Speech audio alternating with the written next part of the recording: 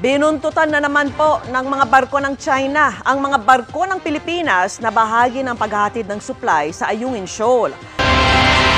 Noong nakarang buwan lang, binuntutan ng barko ng Chinese Coast Guard ang barko ng Bureau of Fisheries and Aquatic Resources habang naglalayag sa may Pag-asa Island. Ngayon, tila na ulit na naman ito noong umaga ng June 30. Sa mga tweet ni Raymond Powell, isang dating opisyal ng US Air Force at dating defense attaché, sinabi niyang 2 Coast Guard ship ng Pilipinas na patungong Ayungin Shoal ang sinalubong ng isa umunong armada ng barko ng China, 1 Coast Guard, 4 na milisya at posibleng 1 Navy vessel. May 7 pa raw na Chinese militia ships na malapit lang sa lugar. Ang 2 barko ng Pilipinas, ang BRP Malabrigo at BRP Malapascua, nagsisilbi noong escort para sa paghahatid ng supply sa mga tropang Pilipino sa BRP Sierra Madre sa Ayungin Shoal. Tweet pa ni Powell, pagkatapos daw ng resupply mission, sinundan pa ng 2 Chinese Coast Guard ships sa mga barko ng Pilipinas bago bumalik sa military base nila sa Mischief Reef. Nangyari daw lahat ito sa loob ng Exclusive Economic Zone ng Pilipinas, kaya paglabag ito sa UN Convention on the Law of the Sea.